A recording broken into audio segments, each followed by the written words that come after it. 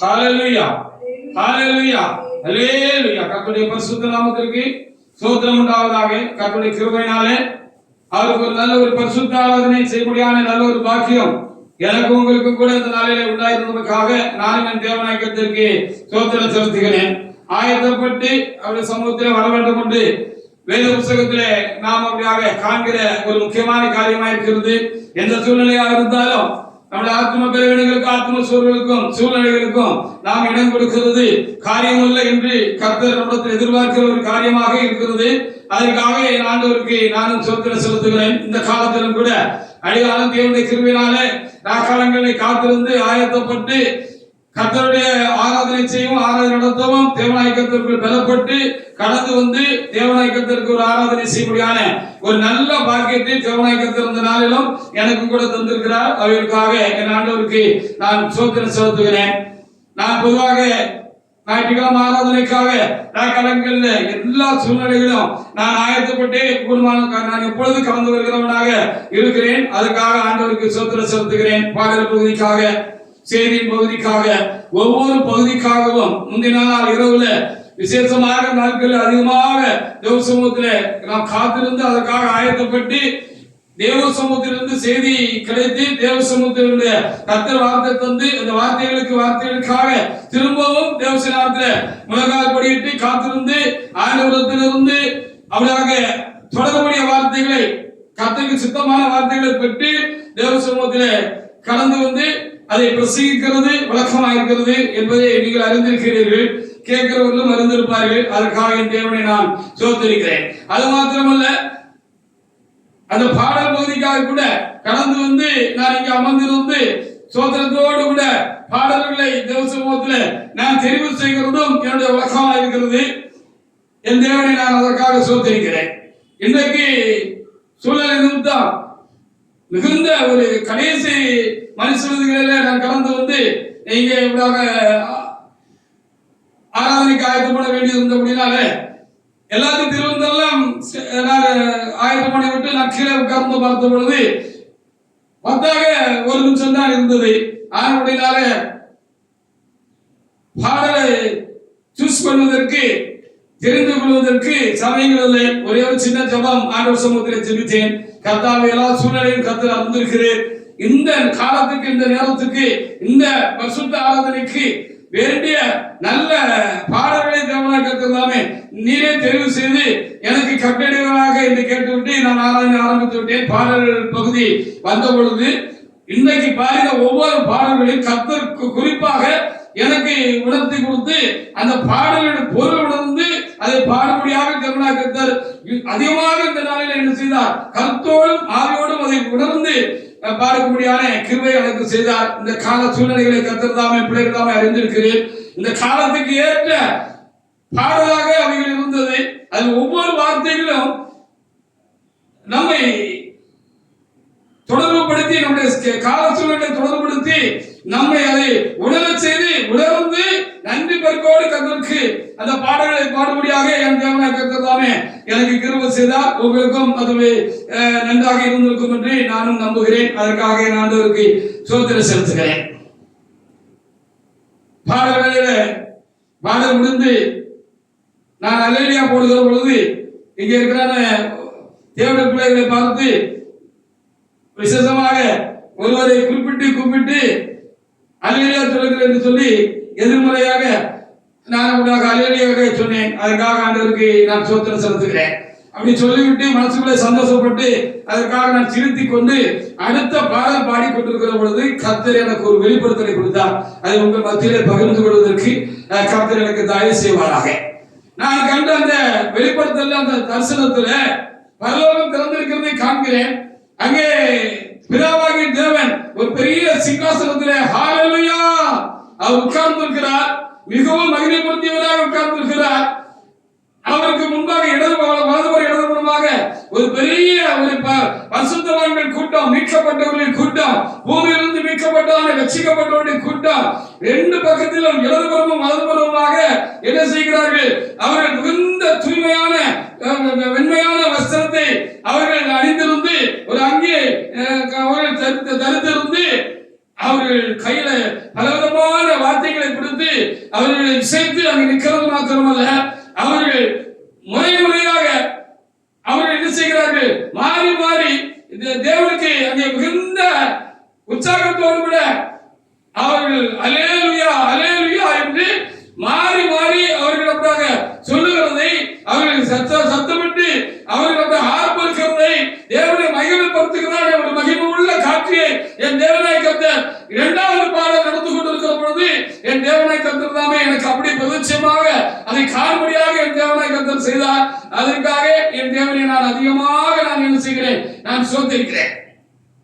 தேவனுடைய பிள்ளைகளே, ஊழியக்கார அல்லேலூயா எந்த நேரத்தில் சொன்னாலும் சரி, ஆராதனை வேளையில நீங்களும் என்ன செய்ய வேண்டும், அதற்கு நல்ல சத்தமாக உணர்ந்து அங்க பரலோகத்தில் அப்படி நடக்கிறது என்பதை உணர்ந்து மாறி மாறி என்ன செய்கிறார்கள், அங்க பரலோகத்தில் ஆண்டவருடைய நாமத்தை மகிமைப்படுத்துகிறார்கள் என்று சொல்லி நீங்கள் உணர்ந்து இந்த தரிசனத்தை நான் கர்த்தர் உங்களுக்கு தந்திருக்கிறபடினாலே நீங்கள் இந்த மனதிலே கொண்டு நீங்கள் என்ன செய்ய வேண்டும், ஆராதனை நடக்கிற பொழுது அல்லேலூயா என்று ஊழியக்காரர் சொன்னார்னா நீங்கள் எதிர்மறையாக இருந்து என்ன செய்யணும், நீங்க சத்தமா அல்லேலூயா சொல்லுக வேண்டியது தேவனுக்கு சித்தமும் பிரியமான காரியம். பரலோகத்தில் அப்படிதான் இருக்கிறது. அல்லேலூயா.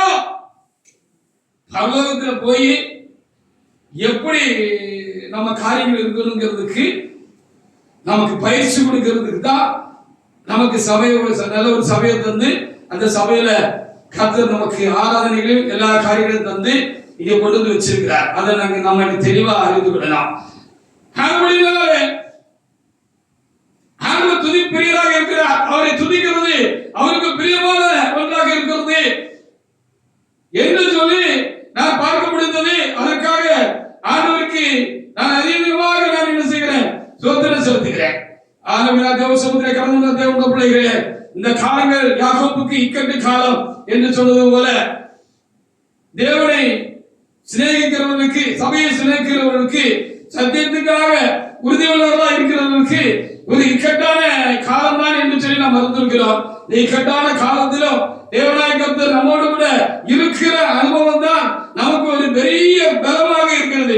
உலகமே நம்ம கூட இருந்தாலும் நமக்கு கிடைக்காத ஒரு தைரியமும் பலமும், எல்லாரும் நம்மளை விட்டு போயிட்டாலும் சூழல் நிமித்தம் அவர்கள் தள்ளி போய்விட்டாலும் தூரமாய் போய்விட்டாலும் நான் ஒத்திகை இருக்கிற மாதிரி ஒண்டியா இருக்கிற மாதிரி இருந்தாலும் தேவனாய் கர்த்தர் நம்மோடு கூட இருக்கிறார் என்கிற அந்த அனுபவம் தான் நமக்கு என்ன செய்கிறது, நமக்கு ஒரு பெரிய பலனாக நம்ம எல்லா சூழ்நிலையிலும் தனித்தும் கர்த்தருக்காக, அவருடைய சத்தியத்துக்காக, அவருடைய நீதிக்காக நம்மை நிற்க செய்கிறது என்பதை நான் அனுபவத்தில் காண்கிறேன்.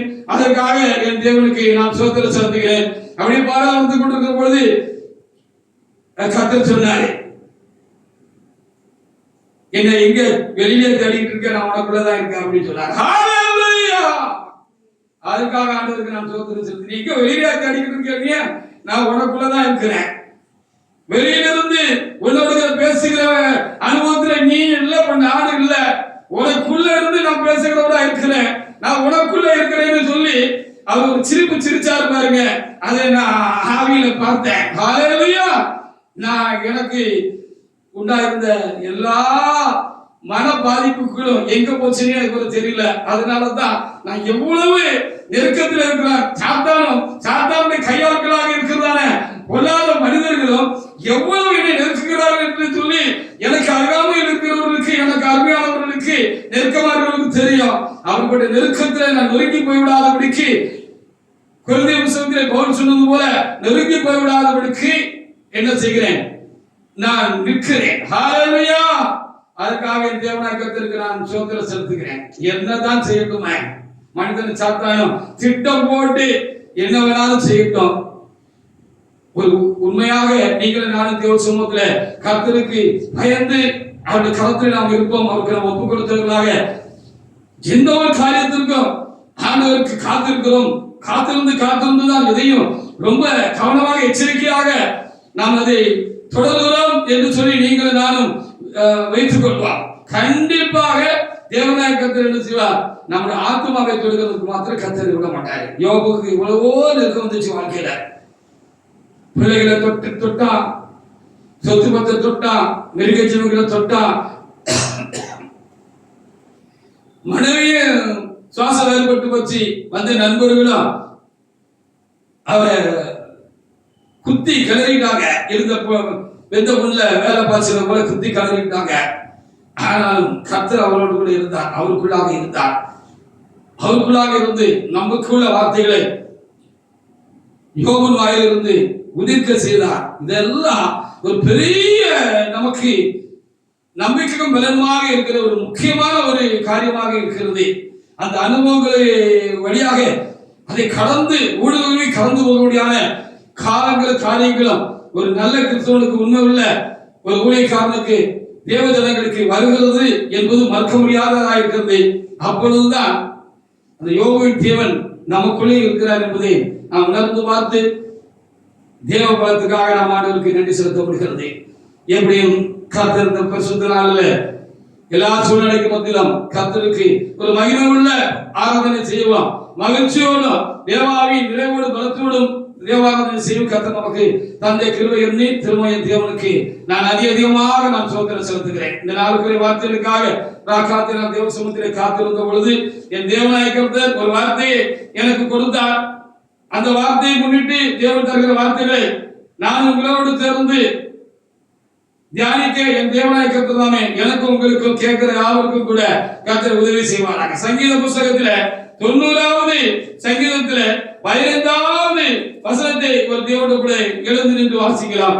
சங்கீத புஸ்தகம் 90:15 வாசிங்க.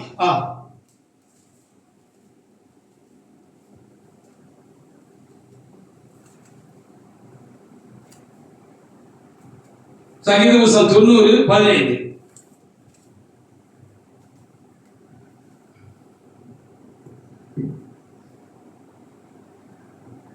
கர்த்தாவே, சங்கீத புஸ்தகம் 90:15. தேவரீர் எங்களை சிறுமைப்படுத்தின நாட்களுக்கும் நாங்கள் துன்பத்தை கண்ட வருஷங்களுக்கும் சரியாக எங்களை மகிழ்ச்சியாக்கும் என்று சொல்லி பக்தன் வேண்டிக் கொண்டார் என்று சொல்லி இங்கு எழுதப்பட்டிருக்கிறது. அதனுடைய தலைப்பை பார்க்கிற பொழுது மோசேயுடைய ஜெபம் என்று சொல்லி அங்கே எழுதப்பட்டிருக்கிறது. அப்படி ஜெபத்துல மோசே தேவனிடத்தில் வேண்டிக் கொண்டார் என்று சொல்லி நாம் இங்கே பார்க்கப்படுகிறது. அதற்காக என் தேவனை நான் சோதரிக்கிறேன். தேவரீர் எங்களை சிறுமைப்படுத்தின நாட்களுக்கும் நாங்கள் துன்பத்தை கண்ட வருஷங்களுக்கும் சரியாக எங்களை மகிழ்ச்சியாகும் என்று சொல்லி இங்கே வார்த்தை எழுதப்பட்டிருக்கிறது, நமக்கு தரப்பட்டிருக்கிறது. இந்த நாளுக்கு என்று நான் என் தேவனை நான் என்ன செய்கிறேன், சோதரிக்கிறேன். அத பாருங்க, அந்த நாட்களை நீங்க சரியா குறிச்சு வச்சுக்கோங்க அப்படின்னு அங்கே எழுதப்பட்டிருக்கிறதாக. இந்த வசனத்தை நான் இன்றைக்கு வாசித்த பொழுது என் ஆத்மாவை நான் உணர்ந்து கொண்டேன். அந்த நாட்களை அந்த வருஷங்களையும் சரியாக அதை நீங்க கவனிச்சு வச்சு, நாங்க துன்பப்பட்டோம், நாங்க துயரப்பட்டோம், நாங்க சிரமப்பட்டு இருக்கிறோம், நாங்க துன்பத்தை அனுபவித்துக் கொண்டிருக்கிறோம் ஆண்டவரே, துன்பத்தையும் சிறுமையும் அனுபவித்துக் கொண்டிருக்கிறாங்க. நாங்க எத்தனை நாள் இப்படி துன்பப்பட்டோம், சிரமப்பட்டோம், எத்தனை வருஷம் துன்பப்பட்டோம், சிரமப்பட்டோம் அப்படின்னு சொல்லி நீங்க அறிஞ்சிருக்கிறீங்க ஆண்டவரே. அதை சரியா நீங்க வச்சிருப்பீங்க ஆண்டவரே, நீங்க சரியா குறிச்சிக்கணும் ஆண்டவரே.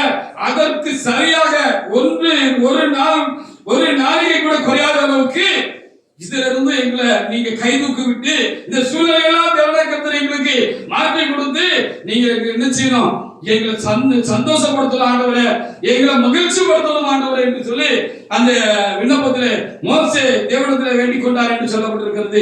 அது எனக்காக உங்களுக்காகவும் வேத புத்தகத்திலே பரிசுத்த ஆவியானவரால் கேட்கிறவர்களுக்கு இப்படிப்பட்டதான சிரமங்களுக்குள்ளே, இப்படிப்பட்டதான துன்பமான காலங்களுக்குள்ளே இருக்கிறவர்களுக்கு தைரியம் உண்டாகும்படியாக இறைவனாக தேவன் என்ன செய்திருக்கிறார். நமக்கும் உங்களுக்கும் இதை எவ்வளவு கேட்கிறவர்களுக்கும் தேவனாக எழுதி கொடுத்திருக்கிறார் என்று நான் உணர்கிறேன். அதற்காக என் ஆண்டவருக்கு நான் சோத்திரம் செலுத்த கடமைப்பட்டிருக்கிறேன். நீதி நிமித்தம் துன்பப்படுகிறவர்கள் பாக்கியவான்கள் அப்படின்னு சொல்லி வேத புத்தகத்துல தேவனாய கர்த்தர் சொல்லி இருக்கிறார். அப்போ துன்பப்படுறோம் அல்லது சிறுமைப்படுறோம், இல்ல நிந்தைய அவமானத்தை அனுபவிக்கிறோம், வேத புத்தகத்திலே பார்க்கிறது போல துடைத்து போடப்பட்ட ஒரு அழுக்கை போல, சந்தையை போல நம்ம ஒரு முக்கில தூக்கி எறியப்பட்டிருக்கிறோம். யாரா இருந்தாலும் சரி எறியப்பட்டிருக்கிறோம். எதற்காக நாம் துன்பப்படுகிறோம் என்பதையும் இங்கே பார்க்கிற பொழுது நீதி நிமித்தம் துன்பப்படுகிறவர்கள் பாக்கியவான் சொல்லப்படுகிறோம். ஆண்டவருக்காக, ஆண்டவருடைய நீதிக்காக, அவருடைய ராஜ்யத்தின் காரியங்களுக்காக, நானா இருக்கட்டும், நீங்களா இருக்கட்டும், யாரா இருக்கட்டும், ஆண்டவருக்காக, அவருடைய நீதிக்காக, அவருக்காக ஒரு மனுஷன் இல்ல ஒரு மனுஷி இல்ல ஒரு ஊழியக்காரர் துன்பப்படுகிறார் என்று சொல்லி வைத்துக் கொள்ளுங்கள், அல்லது அவருடைய சிறுமைப்படுத்தப்பட்டிருக்கிறார் என்று சொல்லி வைத்துக் கொள்ளுங்கள். அந்த துன்பத்தை, அந்த துன்பப்பட்ட நாட்களை, அந்த துன்பப்பட்ட வருஷங்களை, நிமிஷங்களை, வினாடிகளை, மணித்துளிகளை கர்த்தர் கணக்கிட்டு கொண்டே இருக்கிறார் என்று நாம் அறிந்து கொள்ள வேண்டாம். கண்டிப்பா அதற்கு சரியா நான் நினைக்கிறேன், அதுக்கு அதிகமாகவே கர்த்தர் என்ன செய்வாரு, காலங்களை ஆசீர்வதித்து தந்து நம்மளை மகிழ்ச்சியாக்குவாரு. அவருடைய சந்தோஷத்தினால, அவருடைய மகிழ்ச்சியினால, அவர் வீட்டினுடைய சந்தோஷத்தினால, அவர் வீட்டினுடைய மகிழ்ச்சியினால, அவருடைய சந்தோஷத்தினால நம்ம என்ன செய்வோம், நிரப்பப்படுவோம். நிரப்பாம நம்மளை இங்கிருந்து அனுப்ப மாட்டாரு. இதுதான் கர்த்தர் நமக்கு கொடுக்கிற உத்தரவாதமாக இன்றைக்கு நான் உணர்கிறேன். வாசிக்கலாம். மத்திய 5ஆம் அதிகாரத்துல 10, 11, 12 வசனங்களை வாசித்து பார்க்கலாம். வாசிங்க. மத்திய 5, 10, 11, 12 3 வசனங்களை வாசிக்கலாம். வாசிங்க. நீதி நிமித்தம் துன்பப்படுகிறவர்கள் பாக்கியவான்கள். கர்த்தர் நிமித்தம், கர்த்தருடைய நீதியை கைக்கொள்கிறது நிமித்தம், கர்த்தருடைய நீதிக்காக நிற்கிறது நிமித்தம், தேவனுடைய நிமித்தம், தேவனுடைய ராஜ்யத்தின் நிமித்தம், பரலோக ராஜ்யம் அவர்களுடையது. நீதி நிமித்தம் துன்பப்படுறாங்கன்னா பரலோக ராஜ்யம் உங்களுக்கு திறந்திருக்கு. பரலோக ராஜ்யம் உங்களுக்குரியது. இந்த உலகத்துல உங்களுக்கு தலை சாய்க்க கணக்கு இல்லாமல் போனது போல தேவநீதியை நடத்தும்படியாக, தேவநீதியை கைக்கொள்ளும்படியாக, தேவநீதியை பிரசங்கிக்கும்படியாக, தேவநீதிக்கு மாறாக எழும்பி இருக்கிறவர்கள், இந்த பரிசேயர் போன்றவர்கள், இந்த ஆசாரியர்கள் போன்றவர்கள், ஆசாரியர்கள் போன்றவர்கள் அந்த நீதிக்கு விரோதமாக இருக்கிற பொழுது அவர் எச்சரிக்கிறதுனால அவர்கள் உங்களை என்னை துன்பப்படுத்துவது போல உங்களையும் இன்றைக்கு துன்பப்படுத்துவார்கள். நல்லவர்கள் என்கிறதான போர்வைக்குள்ள இருந்து கொண்டு, நீதிமான் என்கிற ஒரு போர்வைக்குள்ள இருந்து கொண்டு, இல்லது பரிசுத்தவான் என்கிறதான ஒரு போர்வைக்குள்ள இருந்து கொண்டு உங்களை நாலா வகையிலும் உங்களை நிறுத்துவார்கள். உங்களுக்கு துன்பம் விளைவிப்பார்கள். அந்த நீங்க அந்த கணக்குல இருக்கு, தேவனுடைய சமூகத்துல அந்த கணக்குல இருக்கு. அதை பார்த்துக்கிட்டு தான் கர்த்தர் இருக்காரு. பார்க்கலன்னு மாத்திரம் நீங்க நினைச்சு கொஞ்சம் போயிடாதீங்கன்னு கர்த்தர் சொல்கிறது நான் கேட்கிறேன். அதற்காக தேவனுக்கு நான் ஸ்தோத்திரம் செலுத்துகிறேன். வாசிங்க.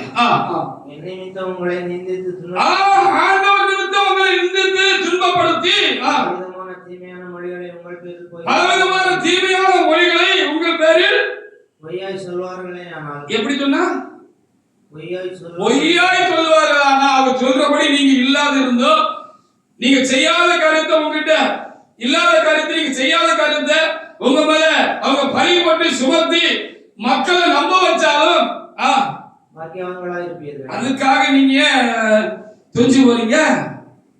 துஞ்சு போகாதே மகனே, மகளே. நீ செய்யல, நீ தப்பு செய்யல, நீ அவன் சொல்ற மாதிரி காரியங்களை செய்யல. எனக்காக தானே நீ நின்ன, எனக்காக தானே நீ கேட்ட, தட்டி கேட்ட, எனக்காக தானே இவ்வளவு நெருக்கத்தில் மத்தியிலும் நீ துன்பப்பட்டாலும் நீ வலதுபுறம் சாயாம இருக்க, மன உறுதியோட இருக்க. நீ இருக்க, நான் உனக்குள்ள இருக்கேன், அதனால நீ இருக்க. ஹல்லேலூயா. அப்ப நீ என்னது,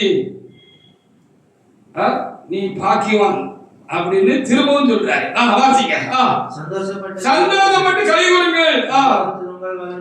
ஆமா, பரலோகத்தில் உங்கள் பலன் மிகுதியா இருக்கிற. நீ நீதிக்காக துன்பப்படுற, நீ எனக்காக துன்பப்படுற, என்னுடைய ராஜ்யத்திற்காக துன்பப்படுற, நீ சத்தியத்துக்காக துன்பப்படுற. என் காரியமா உன்னை துன்பப்படுத்துகிறார்கள். நீ அவர்களுக்கு எந்த அநியாயமும் செய்யவில்லை. அவர்கள் உனக்கு அநியாயம் செய்த போதிலும் அவர்களுக்கு தனிப்பட்ட முறையில முன்னே சரி பின்னே சரி எந்த காலத்திலும் சரி அவர்களுக்கு எந்த அநியாயமும் செய்யவில்லை. நீ அப்படிதானே உண்மை. உங்களுக்கு முன்னே இருந்த தீர்க்கதரிசிகளை அப்படியே ஏற்கனவே நடந்ததுதான்ப்பா, காலகாலமா நடக்கிறது தான்.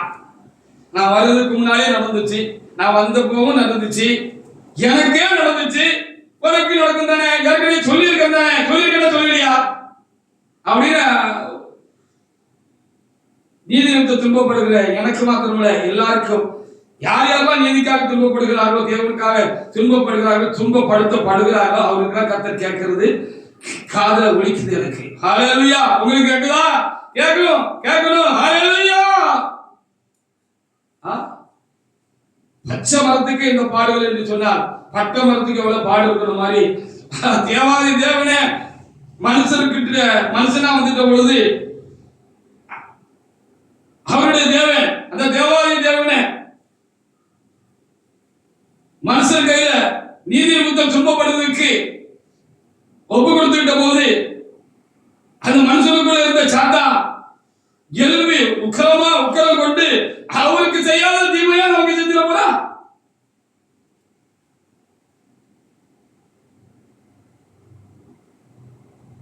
எனக்கு செஞ்சதுதான் உங்களுக்கு செய்வான் அப்படின்னு சொல்லப்பட்டிருந்தது. கொலையும் செஞ்சுவாங்க ஐயா, அது ஒண்ணுதான் செய்யல. காலையில ஒருவரோட கூட பேசிக்கொண்டு இருந்தோம். அப்போ அந்த தேவனுக்குள்ள சொல்லிச்சு, கொலையும் செஞ்சுருவாங்க உங்களுக்கு இருக்கிறத பார்த்தா அப்படின்னு. நான் சொன்னேன், என்னோட ஆத்மா ஆண்டவருடைய கருத்துல இருக்கு, நீங்க பயப்படாதீங்க, என்னை இப்போதைக்கு கொலை செய்ய முடியாது.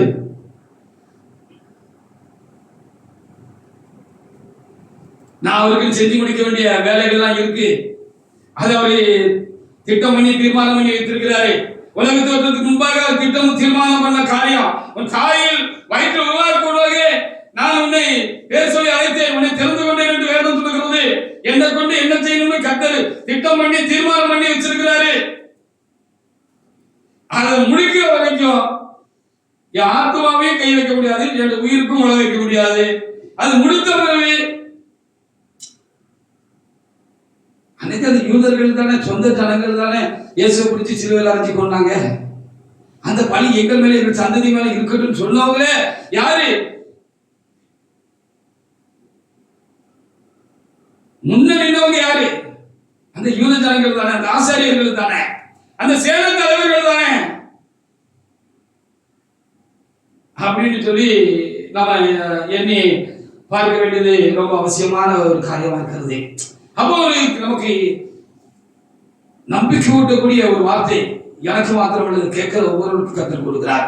நீங்க துன்பப்படுது இறைவனுக்காக துன்பப்படுறீங்கன்னா கண்டிப்பா அது துன்பமாவே முடிஞ்சிடாது, சிறுமையாவே முடிஞ்சிடாது. அந்த சிறுமை மாறும், அந்த துன்பம் மாறும். அந்த நாளெல்லாம் கர்த்தர் எண்ணி வச்சிருக்கிறாரு, அந்த மணித்துளிகள் எல்லாம் எண்ணி வச்சிருக்கிறாரு. அவருக்காக நாம் எவ்வளவு துன்பப்பட்டோம், எத்தனை நாள் துன்பப்பட்டோம், எத்தனை வருஷம் துன்பப்பட்டோம் அப்படிங்கிறதெல்லாம் அவரு ஞாபகம் வச்சிருக்காரு. நம்ம வேதத்தில் படிக்கிறோம் தானே, அதுல தெளிவாக எழுதி வைக்கப்பட்டிருக்கிறது. அந்த ராஜா எழுதி வச்சிருக்கிறார். நாம அவருக்காக துன்பப்படுகிறது உண்மையா இருக்குமானால்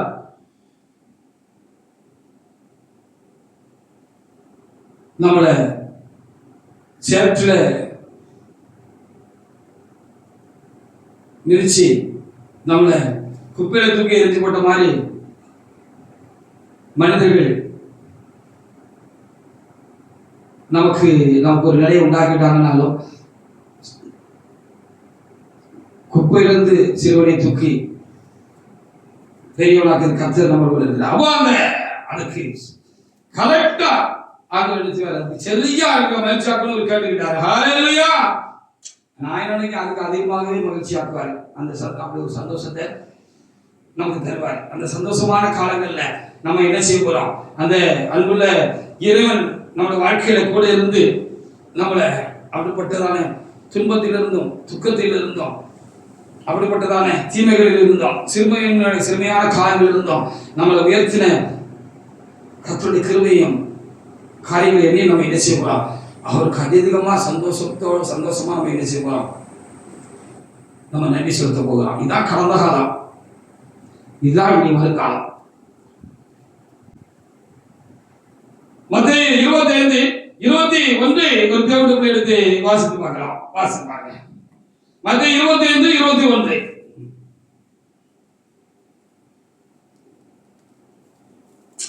அப்போ எங்கள் மகிழ்ச்சியினால் நிரப்ப மட்டும் இங்கு எழுதப்பட்டிருக்கிறது. சரியாக எங்களை முயற்சியாக்கும், கொஞ்சம் கூட குறைஞ்சிடக்கூடாது ஆண்டவரே அப்படின்னு சொல்லி நாங்க அநியாயமாக துன்பப்படுத்தப்பட்டோம். அநியாயமாக எங்களை அவமானப்படுத்தினாங்க, எங்களை அசிங்கப்படுத்தினாங்க, எங்களை கேவலப்படுத்தினாங்க. நாங்க அவங்களுக்கு ஒரு அநியாயம் செய்யல, யாருக்கும் இந்த அநியாயம் செய்யல. உங்களுக்காக, உங்களுடைய நீதிக்காக நாங்க எழுப்பி நின்றபடினால அத மனசுல வச்சுட்டு வஞ்ச வச்சு அதுக்கு அது அவங்களுடைய காரியங்களுக்கு இடைவெளியாயிருக்கு. அவங்க திட்டப்பட்ட கர்த்தருக்கு விரோதமான காரியங்கள் நடைமுறைப்படுத்த முடியாம போனதுக்கு காரியமா இருந்துச்சுன்னு சொல்லி அப்படி செய்யறாங்கன்னு வச்சுக்கோங்க. வாசிங்க மத்தேயு 25:1. 25:21. அவனுடைய எஜமான் அவனை நோக்கி வைத்து, நம்ம எஜமானாகிய இயேசு கிறிஸ்து என்ன சொல்றாரு? என்னைய உங்களை பார்த்து, நீதி நிமித்தம் துன்பப்படுகிறவர்களை பார்த்து, சிறுமைப்பட்டவர்களை பார்த்து என்ன சொல்றாரு? நல்லது உத்தமமும் உண்மையுமுள்ள ஊழியக்காரனே, ஆமா, எனக்காக நீ துன்பப்பட்டியா, ரொம்ப நல்லது. கொஞ்சத்திலே உண்மையுள்ளவனாய் இருந்தாய். உத்தமம் உண்மையுமான ஊழியக்காரனே, கொஞ்சத்துல நீ என்ன செஞ்ச? உண்மையுள்ளவனாய் இருந்தாய். உன்னை அதிகாரியாக வைப்பேன். எஜமானுடைய சந்தோஷத்துக்குள் பிரவேசித்தார். ஆண்டவருடைய சந்தோஷத்துக்குள்ள, மகிழ்ச்சிக்குள்ள பிரவேசிக்கும்படியாக நாம் நீதி நிமித்தம் இக்காலங்களிலே நம்ம துன்பப்படுத்தப்படுவோம் அப்படிங்கிறத நம்ம மனசுல வச்சுக்கணும். நம்ம துன்பப்படுத்தப்படுகிறோம், நம்ம பாவத்திலிருந்து நாம் அடிக்கப்படல. நான் ரொம்ப துக்கத்தோடு இருந்தேன் அந்த காலத்தில். தேவன் இப்பொழுது எனக்கு நினைவுறுத்துகிறார். ரொம்ப துக்கமா இருந்தேன் கடந்த நாட்களில். ஒரு காலத்துல நான் ரொம்ப துக்கமாக இருந்தேன். சூழ்நிலையை பார்த்து எனக்கு ரொம்ப துக்கமா இருந்தது. பரிசுத்த ஆராதனைக்கு நான் இங்கே கடந்து வந்து உட்கார்ந்து இருந்தேன்.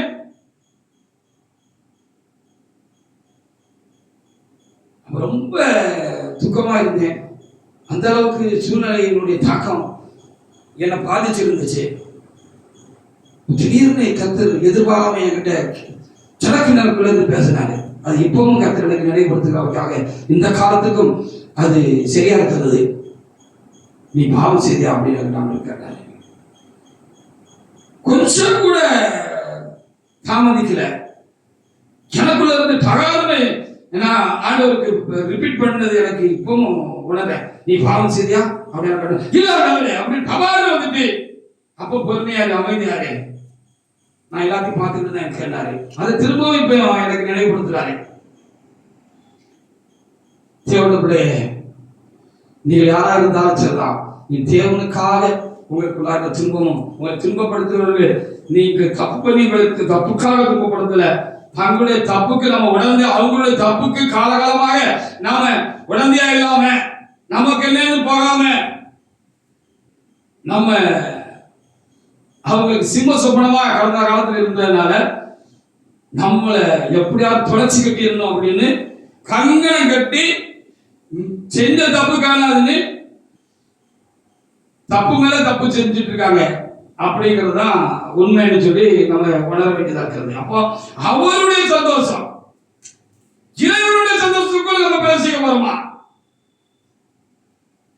உலகத்துல உண்டாகிற, உலகத்துல நமக்கு ஒரு காரியம் கிடைச்சிட்டுன்னு வச்சுக்கோங்களேன். அது உலகத்துல நமக்கு ஒரு காரியம் கிடைச்சிட்டுன்னா ஒரு சந்தோஷம் உண்டு. அந்த உலக சந்தோஷம், உலகத்தினுடைய இருந்து கிடைக்கிற சந்தோஷம், வெளியிலிருந்து வருகிற சந்தோஷம், இந்த உலகத்திலிருந்து வருகிற சந்தோஷம் அது நித்தியமானது அல்ல, அது அனித்தியமானது. அது இருக்கும், இல்லாம போயிடும். இருந்த மாதிரி இருக்கும், அது சந்தோஷமே இல்லை அப்படின்னு ஆவியானவர் எனக்கு சொல்றாரு. அப்போ உன் எஜமானுடைய சந்தோஷத்துக்கு பிரவேசிக்கணும்னா ஆண்டவருடைய சந்தோஷத்துக்குள்ள நம்ம பிரவேசிக்கிறோம் அப்படின்னு சொல்லி எழுதப்பட்டிருக்கிறது. பிலிப்பியர் 1ஆம் அதிகாரத்துல 29வது வசனத்தை வாசித்து பாருங்க. அப்போ ஆண்டவர் வந்து நம்ம இப்ப துன்பத்தை அனுபவிக்கிறோம், நம்ம தூசிக்கப்படுறோம்.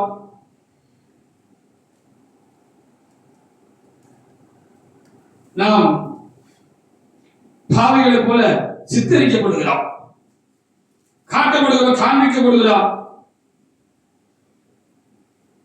கர்த்தரும் பார்த்துக்கிட்டு காணாதது போல இருக்கிறாரு.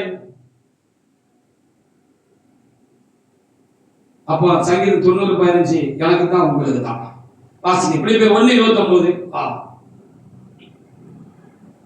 ஏனெனில் கிறிஸ்துவனிடத்தில் விசுவாசத்திற்கு மாத்திரமல்ல, விசுவாசிக்கிறதுக்கு மாத்திரமல்ல, அவர் நிமித்தமாக அவர் நிமித்தமாக பாடுபடுகிறதற்கும் அவர் நிமித்தமாக பாடுபடுகிறதற்கும் நமக்கு அருளப்பட்டிருக்கிறது. அப்போ உண்மையா நடக்கணும், கிறிஸ்துக்குள்ள கர்த்தர் சொன்னபடி நடக்கணும். கர்த்தர் சொன்னபடி ஒரு ஊழியக்காரர் ஊழியம் செய்யணும்னு அவரு தீர்மானம் பண்ணிட்டாருன்னா அவங்களுக்கு விரோதமாக சாத்தான் எழும்புவான். நேரடியாக எழும்புவான், மறைமுகமாக எழும்புவான், மனுஷனுக்குள்ள இருந்து எழும்புவான், உள்ளுக்குள்ள இருந்து எழும்புவான், தேவசமூகத்தில இருந்து எழும்புவான். அப்போ இதெல்லாம் ஒரு உண்மை கிறிஸ்தவனுக்கு, ஒரு உண்மையா ஊழியம் செய்யற ஊழியக்காரனுக்கு பாடு வரும், உபத்திரம் வரும். அப்படிங்கிறத பரிசுத்தவான்கள், உபத்திரப்பட்ட பரிசுத்தவான்கள், பவுல்பட்ட பரிசுத்தவான்கள், தேவனுடைய நாமத்தில் வந்த பரிசுத்தம் பாடுபட்ட பரிசுத்தவான்கள் திட்டமாக எழுதி கொடுத்து விட்டு போயிருக்கிறார்கள். இந்த 1:29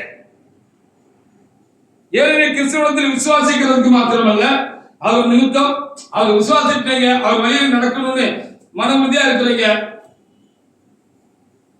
கண்டிப்பா நெருக்கடி வரதான் செய்யும், நெருக்கத்தான் செய்வாங்க. சாத்தான நெருக்கம், சூழல் நெருக்கம், உலகம் நெருக்கம், உள்ளுக்குள்ள இருக்கிறவங்களே நெருக்குவாங்க, கூட இருக்கிறவங்களே நெருக்குவாங்க.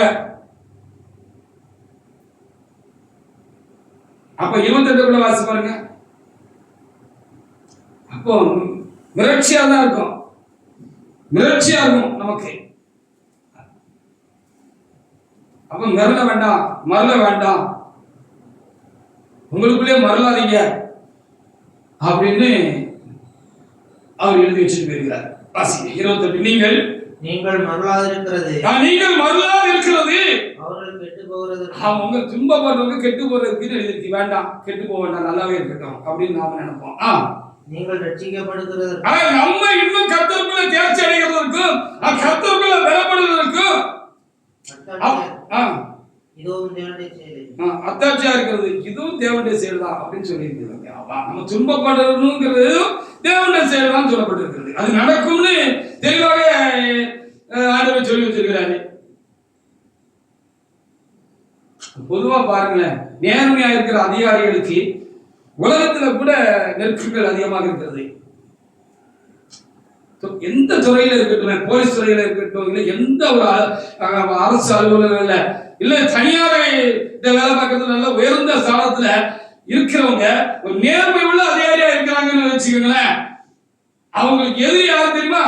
அவங்க சுற்றி இருக்கிற சக ஊழியர்கள், அவங்களுக்கு மேல இருக்கிற நேர்மை இல்லாத அதிகாரிகள், அவங்களுக்கு மேல இருக்கிற அந்த துறையினுடைய அமைச்சர்கள் கூட இருக்கலாம். அப்போ எல்லாரும் அநியாயக்காரனா இருக்கும் பொழுது ஒரு அதிகாரி உண்மையா இருந்தார் அப்படின்னா அவருக்கு எவ்வளவு நெருக்க முடியுமோ அவளை எல்லா வகையிலும் அவரை நெருக்குவாங்க. எப்படியாலும் அவர் நேர்மையா இருக்கக்கூடாது, தங்களை மாதிரி நேர்மை இல்லாதவங்க ஒரு வேலைக்காரனா அவனை அதிகாரியா நம்ம மாத்திடணுங்கிறதுக்காக எவ்வளவு நெருக்க கொடுக்க முடியுமோ நெருக்க கொடுப்பாங்க. தண்ணியில காட்டி அடிப்பாங்க, எந்த வகையிலாவது ஒரு ஒண்ணு இல்லாத காரியத்தை பெரிய குற்றமாய் காமிச்சு மெமோ கொடுத்துருவாங்க. மெமோ கொடுத்து என்ன செஞ்சிருவாங்க? சஸ்பெண்ட் பண்ணிடுவாங்க. அதுக்கு உடனே போய் சாட்சிக்காரங்க கூட இருப்பாங்க. இப்படி எல்லாம் நடக்கும், உலகத்தில் நடக்கு சாமி, உங்களோட சாமத்தில் நடக்க சாமின்னா நடக்கும், நடந்துச்சு, நடக்கும். நம்ம உண்மையா இருந்தோம்னா நம்மளுக்கு கல்லா கொடுக்கலாம், எப்படி அவனை மாத்தலாம், எப்படி நம்ம காலில் சரணடைய வைக்கலாம், காலில் விழ வைக்கலாம். அப்போ பலரும் அந்த மாதிரி நேர்மையான அதிகாரிகளை குறித்து பேப்பர்கள்ல, நம்ம சோசியல் மீடியால, டிவியில எல்லாம் சில காரியங்கள் நம்ம பார்க்கிற பொழுது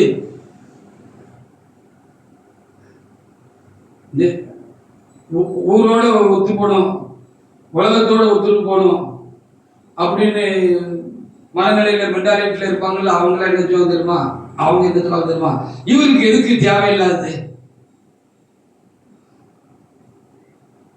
எவன் நியாயமா இருக்கா, நீதியா இருக்கா, எவன் சரியா இருக்கா, இவர் ஒத்தையா வண்டியா இருந்து இவரு நீதி செஞ்சிட முடியுமா, நியாயம் செஞ்சிட முடியுமா, இவரு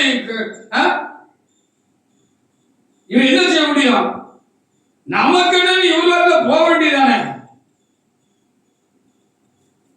அப்படின்னு சொல்லுவாங்க. தேவனுடைய சில நேரத்தில் அப்படி சொல்லுகிறவர்கள் தான் இப்பொழுது பெருகி இருக்கிறார்கள். இதான் ரொம்ப வருத்தமான காரியம்.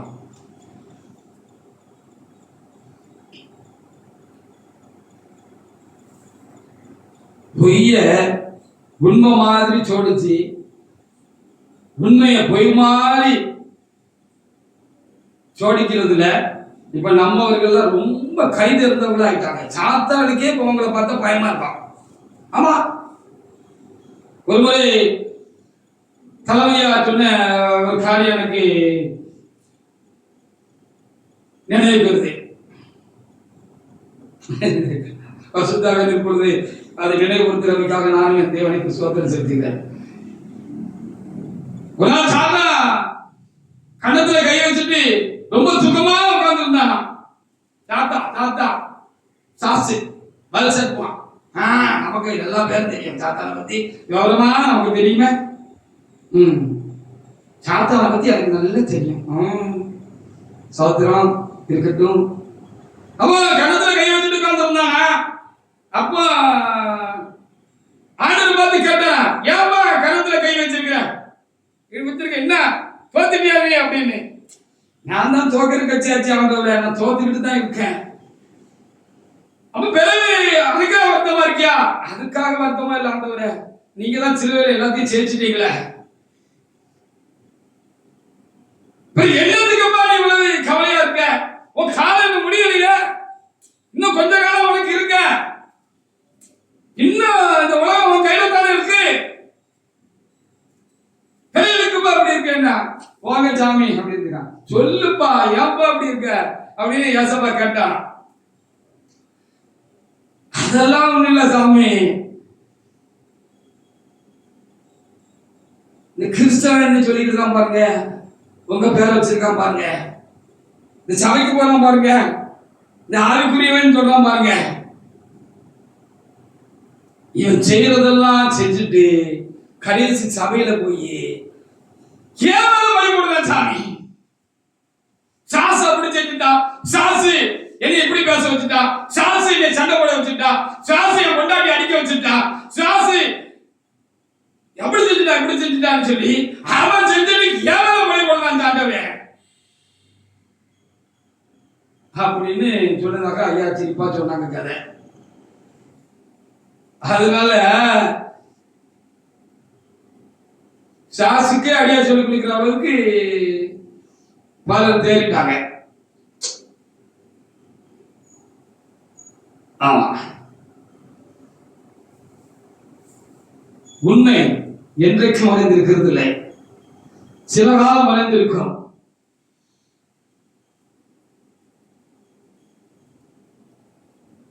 ஆனால் உண்மையை கடைசியிலே ஜெயிக்கும் என்று தேவன் சொல்கிற அந்த வார்த்தைகளுக்காக ஆண்டவரை நான் சொத்திருக்கிறேன். உண்மை தனியா தான் நிற்கும். பொய் கூட தான் பெரிய கூட்டமே இருக்கும். ஆனா உண்மை என்ன செய்யும்? ஒரு நாளைக்கு கண்டிப்பாக ஜெயிக்கும். தேவன் ஜெயிப்பார். தேவனுக்காக துன்பப்படுகிறவர்கள் ஜெயிப்பார்கள். அப்பொழுது அந்த எஜமான சந்தோஷத்தினால உள்ளே நம்ம நிரப்பப்படுவோம். அந்த எஜமானுக்காக துக்கப்படுகிற நாம், எஜமான காரியமாக துக்கப்படுகிற நாம் உள்ளே என்ன செய்வோம்? சந்தோஷப்படுவோம்.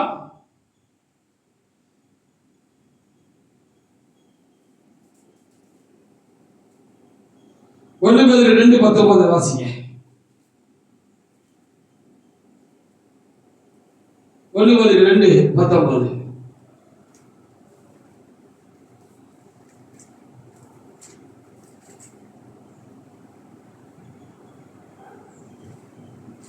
ஏனெனில் தேவன் மேல் பற்றலா இருக்கிற மனசாட்சி நிமித்தம், தேவன் மேல் பற்றலா இருக்கிற மனசாட்சி நிமித்தம் ஒருவன் அநியாயமாய் பாடுபட்டு உபத்திரவப்பட்டு உங்களை பொறுமையாய் சகித்தால் அதுவே பிரீதியா இருக்கும் என்று சொல்லி அங்கே என்ன செய்யப்படுகிறது? தேவன் மேல் பற்றுதலா இருக்கிற மனசாட்சி நிமித்தம். இது தேவனுக்கு பிரியமில்லையே, இது தேவனுக்கு பிரியமில்லாத காரியமா இருக்கு, இதை நம்ம சொல்லக்கூடாது, இதை பேசக்கூடாது, இதை செய்யக்கூடாது, இது தேவனுக்கு பிரியமில்லாத ஒரு காரியம் நம்ம கண்ணுனால நடக்க. இதனால தேவனுடைய ராஜ்யத்துக்கெல்லாம் கேடு, சபைக்கெல்லாம் கேடு, அப்படி சத்தியத்துக்கெல்லாம் கேடு. இது சத்தியத்தை புரட்டி மாற்றுகிற காரியமாச்சு. இதனால ஆண்டவருடைய நாமம் தூசிக்கப்படுமே, நம்ம நாமம் தூசிக்கப்படுமே. அப்படி வரும் பொழுது ஆண்டவர் மேல உள்ள பற்றலா இருக்கிற மனசாட்சி நிமித்தம் நம்ம எப்படி பார்த்துட்டு கேட்டுட்டு கண்டுட்டு சும்மா இருக்கிறது அப்படின்னு சொல்லி அதை கேட்க போய் நம்ம துன்பப்பட்டா நல்லதுன்னு இங்க எழுதி வச்சிருக்கு. அப்படிதான் எழுதி வச்சிருக்கு. ஏனெனில் தேவன் மேல் பற்றலா இருக்கிற மனசாட்சி இருந்த ஒருவன் அநியாயமாக பாடுபட்டார். நியாயத்தை கேட்க போய் அதுக்காக பாடுபட்டான். சில காரியங்களில் உடனே கர்த்தர் தலையிட்டு நமக்காக யுத்தம் பண்ணுகிறாரு, நியாயம் திருத்துறாரு. சில காரியங்கள்ல இந்த கோபாக்கனை பார்த்ததுக்குள்ள அவர் நீடிய பொறுமையா இருந்தால் உனக்கு என்ன என்று சொல்லி ரோமர்ல பவுல் கேட்டது போல அவர் பொறுமையா இருக்கிறாரு. அப்ப நமக்கு ரொம்ப வலிக்கு முடியல. பொறுமையா இருந்த உடனே அவருக்கு மாறுதல் ஏற்படாதபடினால் அவர் தேவனுக்கு பயப்படுகிறது என்று சொன்ன மாதிரி இன்னும் நீதி நிமித்த துன்பப்படுகிறவர்களை இன்னும் துன்புறுத்தணும்னு இவங்க என்ன செய்யறாங்க, துன்பப்படுத்துறாங்க.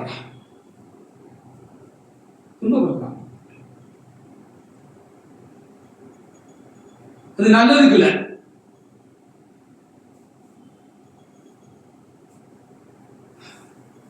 ஒரு ஊழியர் கூட்டம் நடந்துட்டு இருந்துச்சு, அங்க அநியாயம் நடந்துட்டு இருந்துச்சு, அக்கிரமம் நடந்துட்டு இருந்துச்சு. 2 இடத்துல கேட்டிருக்கேன். நான் 2வது இடத்துல நடந்ததுன்னு சொல்லுறேன். முதல்ல ஒரு இடத்துல நடந்துச்சு, அப்பவும் தட்டி கேட்க வேண்டியதாகி போச்சு. ஏன்னா தேவன நாமம்ல தூசிக்கப்படும். நம்ம பள்ளியை குத்தி நம்ம மோந்து பார்த்த கதையா இருக்கணும்னா தட்டி கேட்டேன். அதுக்கு இன்னைக்கு வரைக்கும் நிற்கிறாங்க.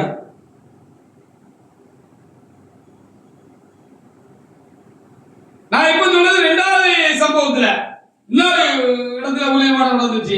அங்கேயும் அக்கிரமம் அநியாயம் நடந்துச்சு. தேவனுடைய சத்தியத்தை புரட்டுறதுக்கு தீவிரமா இருந்தாங்க, எல்லாரும் மௌனமா இருந்தாங்க. நான் எழுப்பி கேட்டேன், ஏற்கனவே செட்டப் பண்ணி வச்சிருக்கிறாங்க இந்த நீதிமன்றம். ஏற்கனவே ஒரு இடத்துல என்ன செஞ்சிருக்கான், எந்திரிச்சு தட்டி கேட்டிருக்கான். அப்ப இங்கேயும் ஆண்டவருக்கு மாறா நம்ம தப்பு பண்ணும் போது இவன் கண்டிப்பா கேட்பான். இடையிடையே எந்திரிச்சுக்கிட்டு தான் இருக்கான், இடையிலே எந்திரிச்சு கேள்வி கேட்டுக்கிட்டு தான் இருக்கான், கண்டனம் பண்ணிக்கிட்டு தான் இருப்பான்.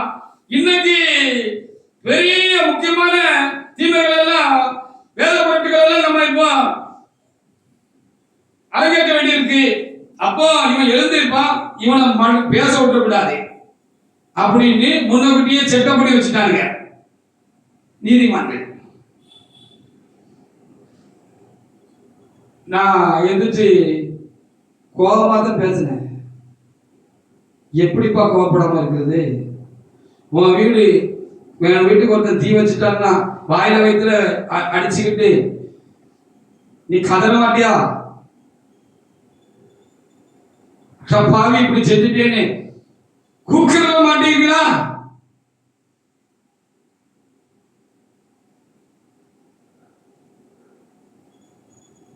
நியாயமான கோபம் தேவனுடைய பார்வையில தேவனுக்காக நமக்கு உண்டாகிற கோபத்தை தேவனாக ஏற்றுக்கொள்வார், அங்கீகரிப்பாரு. உடனே செட்டப் பண்ணி ரெடி பண்ணி வச்சு என்ன செஞ்சுட்டாங்க அப்படின்னு சொல்லி பார்க்கிற பொழுது ஒரு 10 பேரை இதுக்கிட்டே வச்சு எழுப்பி விட்டாங்க. ஏழாங்கிறது வாழங்கிறது, போங்கிறது வாங்கிறது, அவனை பிடிலங்கிறது, ஆயங்கிறது, பூயிங்கிறது, அடிங்கிறதும் உட்காரலங்கிறது தான். ஒரு தேவட மனுஷன் இன்னைக்கு அவரும் அந்த கூட்டத்தில் அந்த அந்த நீதிமானம் கூட அந்த நேரத்தில் ரொம்ப ஐக்கியமா இருந்தாரு. அவரும் எந்திரிச்சு ரொம்ப மோசமான வார்த்தைகள் பேசினார். அன்னைக்கு இருந்த கூலிக்காரர்கள் எல்லாருக்கும் தெரியும், ரொம்ப மோசமா பேசினாரு. அப்படி எழுப்புனாங்க. சகோதரர்கள், உடன் கலந்த சகோதரர்கள், நான் இவங்க பேசணுங்கிறதா சொல்லலாம், நான் குறிச்சிட்டு வரல.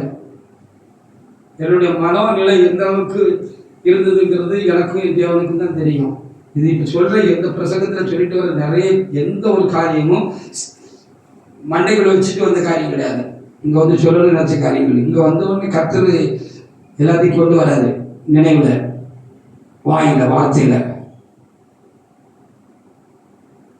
கள்ளத்தனம் பண்றான் அந்த சகோதரன்னு தெரிஞ்ச பிறகு அந்த உடன் பிறந்த சகோதரன் அவனுக்கு சப்போர்ட் பண்ணி கிழிச்சான்.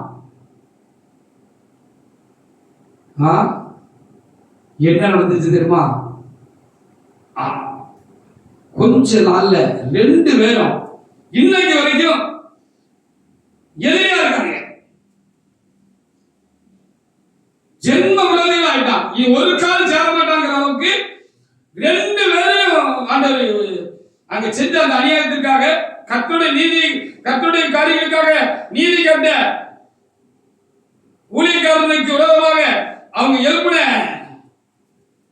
காரியமாக என்ன நடந்துச்சு அப்படின்னு சொல்லி பார்க்கிற பொழுது 2 பேரையும் கர்த்தர் எதிர்ப்புதிரமா ஆகிட்டார். இன்றைக்கு எதிர்ப்புதிரமா இருக்கிறாங்க. ஜென்ம விரோதிகள் போல இன்னைக்கு இருக்கிறாங்க. அப்படி உடனே சில சம்பவங்களை கர்த்தர் நடப்பிக்கிறாரு. சில நேரத்துல அமைதியாகவும் இருக்கிறார். 10-20 பேர் திரண்டுகிட்டு செட்டப் பண்ணி வச்ச கூட்டம்லாம் சேர்ந்து திரண்டுகிட்டு மன்னிப்பு கேட்கணும். மன்னிப்பு கேட்காம விட மாட்டான். மன்னிப்பு கேட்க சொல்றதுக்குன்னு ஒரு 2-3 பேர் வந்தாங்க. பரிசுத்தவான்கள், ஐயா மன்னிப்பு கேளுங்கய்யா, மன்னிப்பு கேட்குங்க. ஒரு வார்த்தை, நான் பேசுறது தப்புதான், மன்னிப்பு கேளுங்க. நான் பேசுறது தப்புனா மன்னிப்பு கேட்க முடியும்? இப்பவும் கேட்கிறேன். முதல் கூட்டத்துல எழுந்து தட்டி கேட்டவங்களுக்கு நான் இப்போ கேட்கிறேன். தேவ சமூகத்துல இருந்து நான் கேட்கிறேன். இப்போ கேட்கிறேன், உங்ககிட்ட தான் நான் கேட்கிறேன். நான் தப்பு பண்ணியிருந்தா நான் தாழ்ந்து போய் உங்ககிட்ட வந்து எப்போனாலும் மன்னிப்பு கேட்பேன். நான் கர்த்தருடைய ஆவியானவரை எழுப்பி விட்டு பேச வச்சாரு. அப்ப நான் அன்னைக்கு சொன்னேன், நான் தப்பு பண்ணாதே பார்த்து மன்னிப்பு கேட்கணும். எனக்கு அருமையான ஊழியக்காரர் அவர், அப்படிலாம் வந்து கேட்க முடியாதுப்பா அப்படின்னு. கடைசியில் என்ன நடந்துச்சு தெரியுமா? காலம் கடந்து போச்சு. அந்த சகோதரனுக்கு சப்போர்ட்டா எழுப்பி பேசின சகோதரன் ஒரு நாள் என்ன செஞ்சாரு? ஒரு லாட்ஜிங்ல ஒரு சூழ்நிலையில அவரை நான் பார்க்க வேண்டிய சந்தர்ப்பம் ஏற்பட்ட பொழுது, ஐயா அன்னைக்கு நடந்ததுக்காக நான் உங்ககிட்ட மன்னிப்பு கேட்டுக்கிறேன்னு சொன்னார். நான் மன்னிப்பு கேட்கறதுக்கு ஒண்ணும் இல்லை, பரவாயில்ல ஏன்னு சொல்லி முடிச்சுட்டேன். அதே மாதிரி திரும்ப இவங்க உடஞ்சி இன்னொரு கூட்டமா மாறி நின்னாங்க. அப்போ அந்த இன்னொரு முக்கியமாக ரொம்ப மோசமா நீமா போ அப்படின்னு பேசி நீ மன்னிப்பு கேட்கணும்னு சொன்ன இன்னொரு ஊழியக்காரரு அங்க வச்சு எல்லாரும் முன்னாலே வச்சு எந்த சபை மத்தியில அப்படி சம்பவம் நடந்துச்சோ அந்த கூட்டத்து மத்தியில எழுந்து நின்று என்ன செஞ்சாரு? சாலமோனையா உங்ககிட்ட மன்னிப்பு கேட்டுக்கிறேன்னு சொல்லி மன்னிப்பு கேட்டார். இதுதான் தேவனுடைய நீதியாக்கம். இதுதான் இனியும் நடக்கும். நான் பாவம் செஞ்சிருந்தேன்னா, நான் செஞ்சது தப்புன்னா, நான் சுயநலத்துக்காக நான் அப்படி செஞ்சிருந்தேன்னா, நான் நிதானம் இல்லாம அப்படி செஞ்சிருந்தேன்னா, தேவ சித்தம் இல்லாம தேவன் என்னை எழுப்பாம நான் எதிர்த்து நின்று இருந்தேன்னா, இன்னைக்கு வரைக்கும் நான் உறுதியாக தீமைக்கு எதிர்த்து இருக்கிற தீமை செய்வர்களுக்கு எதிர்த்து இருக்கிறது தேவனுடைய காரியமாக உண்டாயிருக்குமானால் கர்த்தர் ஒருபோதும் என்னை உங்க முன்னால் கொண்டு தாழ்த்த மாட்டார். உறுதியாக சொல்கிறேன். தேவரீர் எங்களை சிறுமைப்படுத்தின நாட்களுக்கும் நாங்கள் துன்பத்தை கண்ட வருஷங்களுக்கும் சரியாக எங்களை மகிழ்ச்சியாக்குன மாதிரி அப்படி ஒரு காலம் காத்திருக்கிறது.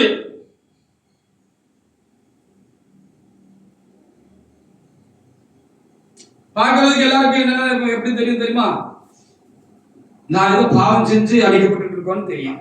அப்படி நீங்களும் இருந்தீங்கன்னா கவலைப்படாதீங்க. நீங்க நீதிக்காக நில்லுங்க. நீங்க தப்பு செய்யலைன்னா ஆடாதீங்க, அசையாதீங்க, தைரியமா நில்லுங்க. கர்த்தர் உங்களோட இருந்தா உங்களை பலப்படுத்தி நிறுத்துவாரு. திடமான கல்லை போன்ற ஒரு இருதயம் உங்களுக்கு உண்டாயிருக்கும், தேவனால் உண்டாயிருக்கும். உங்களை அசைக்க முடியாது.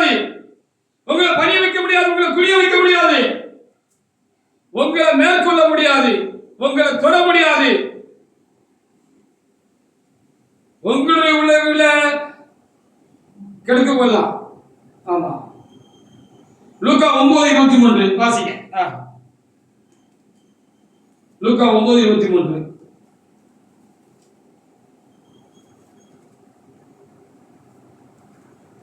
அப்போ ஆண்டவர் சில காரியங்கள நான் சொன்ன மாதிரி சடக்கு நீதி செஞ்சிருந்தாரு.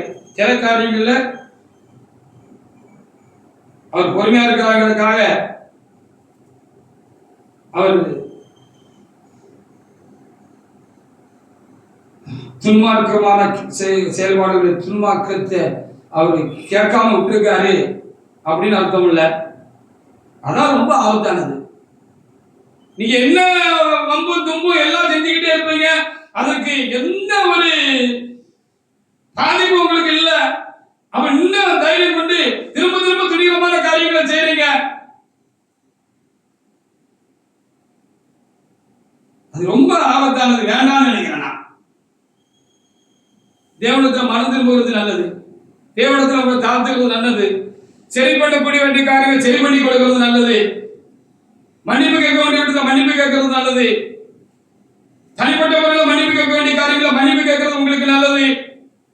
பொது வழியில நீங்க தப்பு செஞ்சிருந்தா நீ பொது வழியில மன்னிப்பு கேட்க வேண்டியது கட்டாயம். அப்பதான் அது பாவம் உங்களுக்கு மன்னிக்கப்படும்.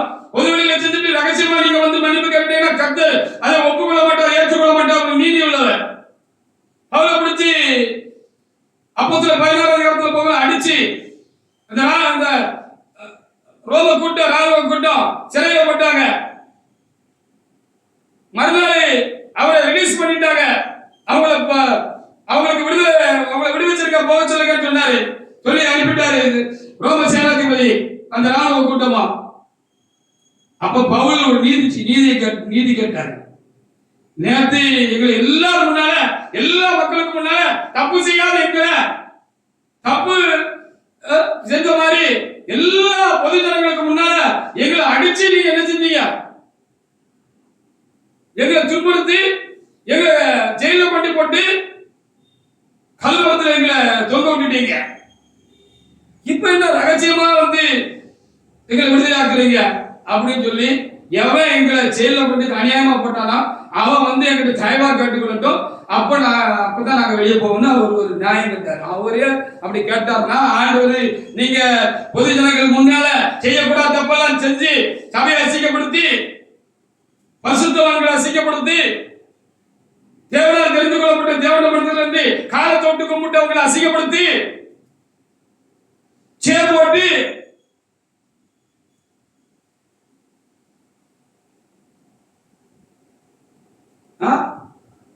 காலை தொட்டு கும்பிட்டு வானலால அவங்க உலக ஓட்டத்தை முடிக்கிற முந்தின நாள் வரைக்கும் அவங்க மகிமையில் இருக்காங்க, மர்மமாக போறாங்கன்னு சொல்லிட்டு அப்புறம் எல்லாத்தையும் தலைவுந்துற ஆள் இல்ல, உடையவன் இல்ல, உடையவன் இல்லைன்னா ஒரு மூலம் கட்டேன்னு சொன்னாங்க. உடையவனையே இவங்க அருவாத்திட்டாங்க. இருக்கும் போதெல்லாம் நீங்க சொல்லியிருக்கணும், நீங்க இருக்கும் போதெல்லாம் சொல்லியிருக்கணும்.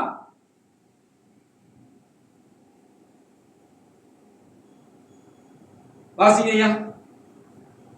பின்பு அவர் எல்லாரையும் நோக்கி ஒருவன் எனக்கு பின்னே வர விரும்பினால் அவன் தன்னைத்தானே வெறுத்து ஆமா தன் சிலுவையை அனுதினமும் எடுத்துக்கொண்டு என்னை பின்பற்ற கடவன். அவரை பின்பற்றுகிற பொழுது நமக்கும் சிலுவை தான், அந்த இயேசுக்கும் சிலுவை தான் பரிசு. சிலுவை தான் உமக்கு பரிசோ அப்படின்னு சொல்லி ஒரு கண்ணீர் குரல்ல பாட்டு படிப்பாரு. அரசே சிலுவை தான் உமக்கு பரிசோ அப்படின்னா நமக்கும் சிலுவை தான் பரிசு. சிலுவையில அறையாம இருக்காங்களேன்னு சந்தோஷப்பட்டுக்கிறோம். மிரட்டாதீங்க, மிரள்றதுக்கு நான் ஒன்றும் தனி மனுஷன் கிடையாது. ஆமா, மிரள மாட்டேன். எனக்குள்ள இருக்கிற என்ன மிரள விட மாட்டாரு. எவ்வளவு மிரட்டி பாக்கீங்க நீங்க, மிரட்டுறீங்கன்னா உருட்டுறீங்க, எவ்வளவு நெருக்க முடியுமோ அதை நெருக்குறீங்க. 2 நாளாக 15:7 கர்த்தருக்காக நான் நிற்கிறேன்னா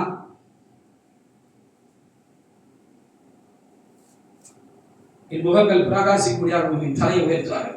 யோசேப்பை உயர்த்தின கர்த்தர், முர்தகாயை உயர்த்தின கர்த்தர், நெகேமியாவும் எஸ்ரா போன்ற பரிசுத்தவான்களை கொடுத்து தன்னுடைய வீட்டை கட்டின தேவன். நான் கர்த்தருக்காக நிற்கிறேன் என்று சொன்னால் என்னை கொண்டு தன்னுடைய வீட்டை கட்டுவார். அவர் பொய் சொல்கிறவர் அல்ல, மனம் மாறுகிறவர் அல்ல. 2 நாளாக 15:7 நீங்களோ உங்கள் கைகளை நிகழவிடாமல் ஆமா கொள்ளுங்கள். உங்கள் கிரியைகளுக்கு பலன் உண்டு, கண்டிப்பாக உண்டு. 1 Corinthians 15:57-58 அது ஆசீர்வாதமாக முடியும். அது ஆசீர்வாதமாக முடியும்.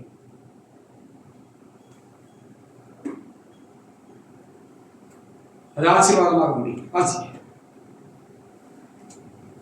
1 Corinthians 15:57-58.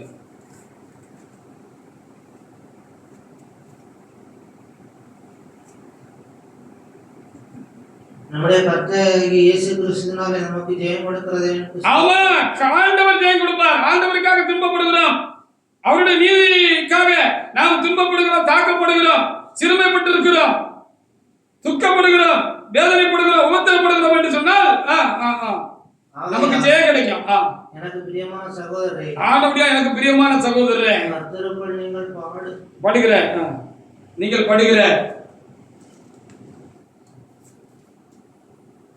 படுகிற பிரயாசம் விருதாக இருக்கிறது அறிந்து வீணா போகாதுப்பா. நீங்கள் செஞ்சிடாதீங்க. ஒத்திரப்பட்டவர்களாயும் ஆமா அசையாதவர்களாயும் உறுதியா இருங்க.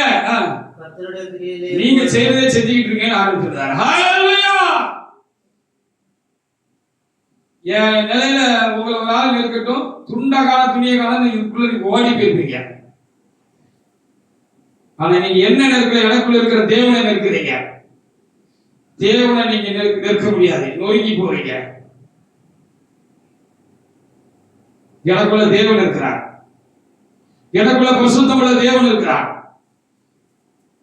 நீங்க தான் நொறுங்கி போறீங்க.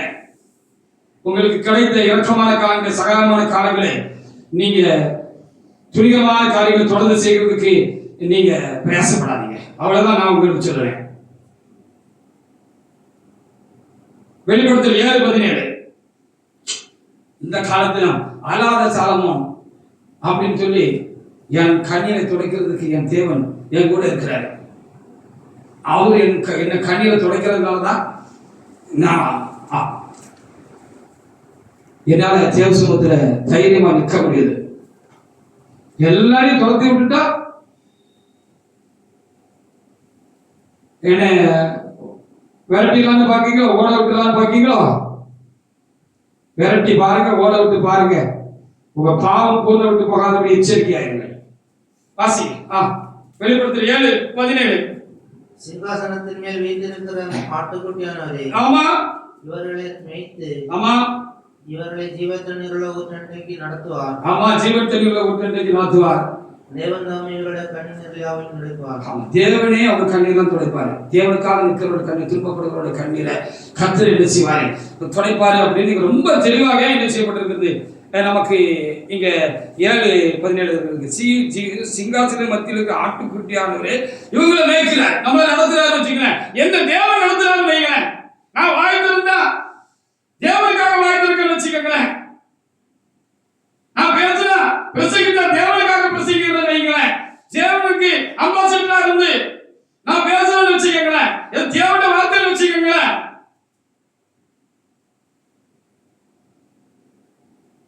என்ன ஜீவத்தண்ணீர் என்றைக்கு அவரே நடத்தி என்ன செய்வாரு? அவரே கண்ணீரை கணத்தில் அவருடைய தண்ணீரை தொடச்சுவாரு, தொடக்கிறாரு. தொடக்கிறதுனாலதான் நான் இருக்கேன். இல்லைன்னா எப்பவும் என்னைய புதைச்சிருப்பீங்க. நீங்க நேரடியாக மறைமுகமாக நீங்க செய்யற காரியங்களால என்னை புதைச்சிருப்பீங்க. என்னை புதைக்க உங்களால முடியாது. ஒரு அளவுக்கு தான் கர்த்தர் பார்த்துக்கிட்டு இருப்பாரு. ரொம்ப டச் பண்ணீங்கன்னா முடிவு பயங்கரமாக இருக்கும். இது நான் சொல்றேன்னா கர்த்தர் சொல்றாங்கிறது கர்த்தருடைய கிரிகள்னால நீங்க மாத்திரமல்ல எல்லாரும் தெரிஞ்சுக்கக்கூடிய காலமா இருக்கு.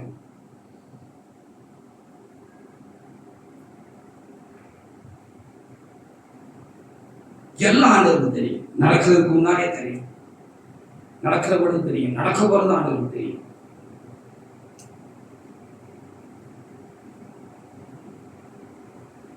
எஸ்ஐ 30:19 இனி நீ அழுது கொண்டிராய் என்று எழுதப்பட்டிருக்கிறது. எப்பவுமே அழுகிறவங்க அழுதுகிட்டே இருப்பாங்க, சிரிச்சுட்டு இருக்கிறவங்க சிரிச்சுக்கிட்டே இருப்பாங்க அர்த்தமா? சிரிங்க, எப்பவும் சிரிச்சுக்கிட்டே இருங்க, சந்தோஷமா இருங்க.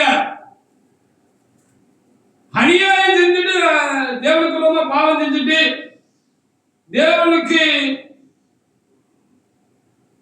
தேவனுடைய நீதிக்காக நிற்கிறவங்களுக்கு விரோதமாக துணிகரமான காரியங்களை செஞ்சுட்டு நீங்க செஞ்சபடியெல்லாம் நடந்துகிட்டு இருக்கிறதுக்காக நீங்க சிரிக்காதீங்க, சந்தோஷப்படாதீங்க. அது ரொம்ப டேஞ்சரஸான ஒரு காரியம். வாசிங்க 30:19. சீயோனை சேர்ந்த ஜனங்கள் எருசலேமில் வாசமாயிருப்பார்கள். ஆமா. இனி நீ அழுகொண்டிராய். ஆமா.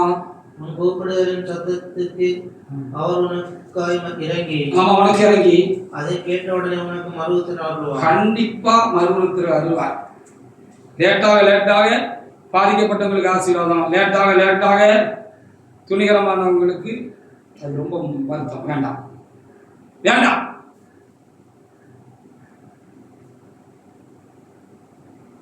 சங்கீதம் 90:15 திரும்ப வாசிக்கலாம்.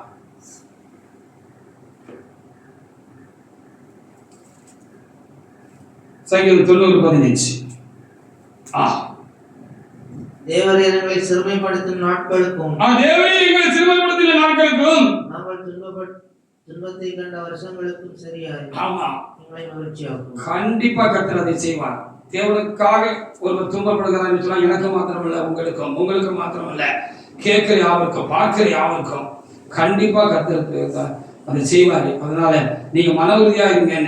தேவனுடைய சார்பாக நான் உங்களை கேட்டுக்கொள்கிறேன். யாரா இருந்தாலும் நீங்க மன உறுதியா இருங்க. அதனால என்ன பாதிக்கப்பட்டு என்ன குறைஞ்சு போயிட்டாலும் பரவாயில்ல, நீ என்னத்தை இழந்து போயிட்டாலும் பரவாயில்ல, ஜீவனே போனாலும் பரவாயில்லையா, போகாது ஆனா போனாலும் பரவாயில்ல, நீ உறுதியாயிரு. நீ தேவனுக்காக நில்லு, சத்தியத்துக்காக நில்லு, தேவனுடைய ராஜ்யத்துக்காக நில்லு, சபைக்காக நில்லு, நீதிக்காக நில்லு, நியாயத்துக்காக நில்லு, உண்மையின் பக்கம் நில்லு. நீ தனியா இருந்தாலும் நில்லு, எல்லாரும் போயிட்டாலும் நில்லு. ஏன்னா உன் கர்த்தர் இருக்கிறார். உன்னை அசைய விட மாட்டார். யாரும் உன்னை அசைக்க முடியாது.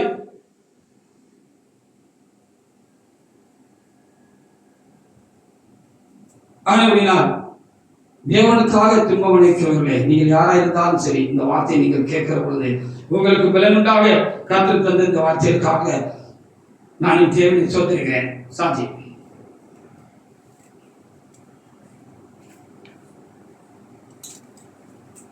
என்னை பலப்படுத்த கிறிஸ்துனாலே எல்லாவற்றையும் செய்ய பலன் என்ற அனுபவத்தை ஒரு மனிதன் பெற்றுக் கொடுக்கிற பொழுதுதான் பலனற்று இருக்கிற இன்னொருவருக்கு ஒரு தைரியத்தையும் பலத்தையும் அவங்களுக்கு ஊட்ட முடியும். அப்படி ஒரு பாக்கியத்தை எனக்கு என் தேவன் தந்திருக்கிறார். நான் பாவம் செய்து நான் பாதிக்கப்படவில்லை, நான் பாவம் செய்து அடிக்கப்படவில்லை. நீங்களும் பாவம் செய்யவில்லை என்றால், அநியாயமாக நீங்கள் தாக்கப்படுகிறது என்று சொன்னால் தைரியமாக இருக்க. கர்த்தருடைய நீதி சீக்கிரத்தில் வெளிப்படும். ஒரு துன்பமான காலங்களும் ஒரு சிறுமையும் உங்களுக்கு உண்டான முந்தையும் உங்களுடைய இழப்புகள் எல்லாம் மாறி சரியாய் மாத்திரமல்ல, இரட்டத்தனையாய் மாத்திரமல்ல, நூறத்தனையாய் அளவில்லாமல் நீ உங்களை கர்த்தர் ஆசீர்வதிப்பார். கர்த்தருக்காக நில்லுங்கள். கர்த்தர் இந்த வார்த்தைகளை ஆசீர்வதிப்பாராக. ஆமென்.